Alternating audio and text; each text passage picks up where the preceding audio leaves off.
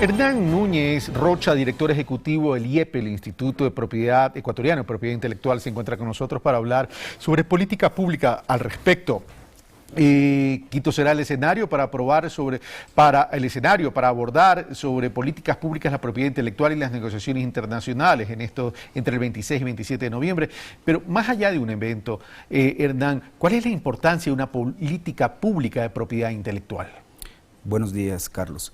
Sí, efectivamente, la propiedad intelectual es una herramienta trascendental para los países en vías de desarrollo, ya que es el principal elemento que nos sirve para la gestión del conocimiento. Nosotros no habíamos tenido políticas públicas de propiedad intelectual sino hasta los últimos años. Por eso vemos que la producción científica, el avance tecnológico se ha dado de manera muy escasa en el Ecuador. Nosotros tenemos actualmente una ley de propiedad intelectual que data del 98, que ha sido todo un fracaso. En aquella época se pensaba que ese tipo de ley tipo además, porque eran leyes propuestas por los países industrializados para los países en vías de desarrollo, que incorporaban altísimos estándares de protección de las creaciones y de las invenciones. En ese momento se creía que ese tipo de norma era la que favorecería a países en vías de desarrollo, porque atraería la inversión extranjera directa y porque incentivaría la innovación, ¿no? A día de hoy nosotros vemos que la ley del 98 no ha generado nada de eso. Por ejemplo, tenemos las estadísticas de patentes que se solicitan ante el IEPI.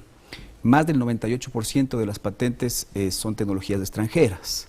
Tan solo el 1,97 son ecuatorianas. Ahora, ese es un tema que tiene que ver no solo con el Ecuador, sino con la región. Me refiero a la mezquina estadística que acabas de mencionar, Hernán. Es decir, de acuerdo a una investigación y estudios del Banco Mundial, la región, me refiero a Latinoamérica y el Caribe, entran en muy pocos procesos de innovación y registros de patentes. El tema es... estamos en una época de cambio en relación a esto. ¿Es suficiente simplemente una ley nueva de propiedad intelectual para que incentive? Porque la estadística regional no ha variado sustancialmente. Sí, efectivamente, Carlos, ahí yo me permito hacer una puntualización. Es un tema regional, ¿no? E incluso vemos los países que tienen altísimos estándares de protección en vista de las obligaciones adquiridas por los TLCs, como son Perú, Colombia o México, también están en la misma situación, ¿no? O sea, que vemos que esta dicotomización de altos versus bajos estándares no ha funcionado para la región.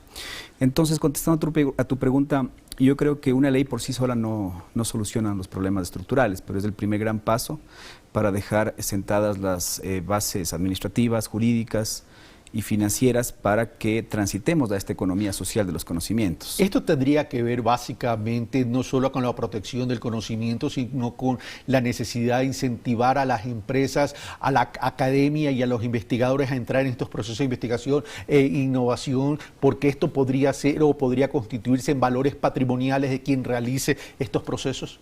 Efectivamente, de hecho nosotros, con la aplicación de política pública e incluso con el marco regulatorio actual, con la aplicación de política pública ya vemos que se han dado cambios significativos. Por ejemplo, el promedio de solicitudes de patente de universidades era de 1.3 al año, es decir, todas las universidades del Ecuador, de todo el sistema de educación superior, solicitaban 1.3 patentes al año. De promedio.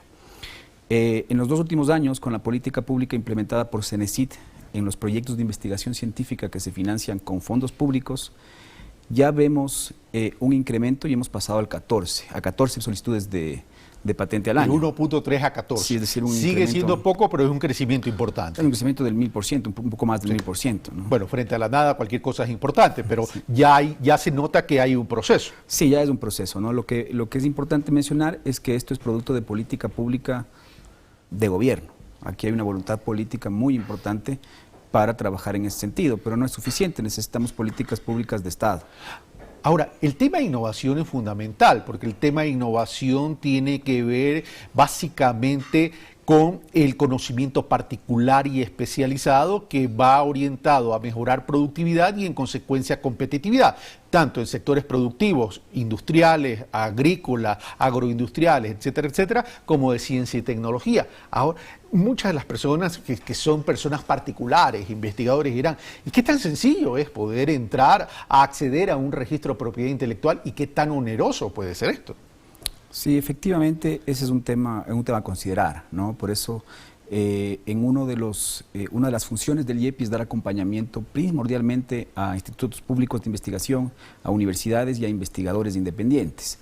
Aquí hay un tema que es importante mencionar, y es que la propiedad intelectual es una materia muy especializada, ¿no? Y debe ser tratada con mucho cuidado porque, por ejemplo, en determinados campos tecnológicos, cuando se hacen desarrollos y puede tenerse una invención, es muy importante que el científico sepa qué debe hacer y qué no debe hacer para perder esa novedad, porque si que llegase a publicar, por ejemplo, una invención, podría perder el derecho que tiene a solicitar la patente.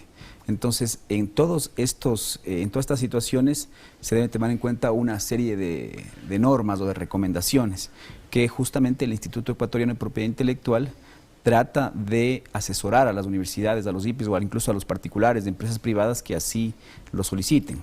Es decir, antes de la publicación la recomendación es registrarlo. Es registrarlo. Ahora, ¿qué pasa? Vamos a lo siguiente, me gusta plantear escenarios muy reales.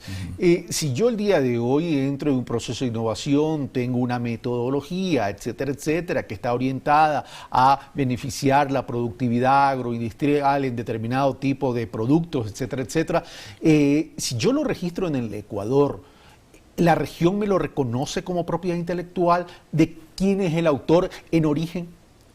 Bueno, ahí hay que tomar en cuenta, ¿no? La propiedad intelectual es una rama jurídica que tiene dentro de sí varias asignaturas. Entonces podríamos dividirle principalmente en dos, el derecho de autor y la propiedad industrial. En el derecho de autor sí sucede ese supuesto, es decir, no existe una territorialidad.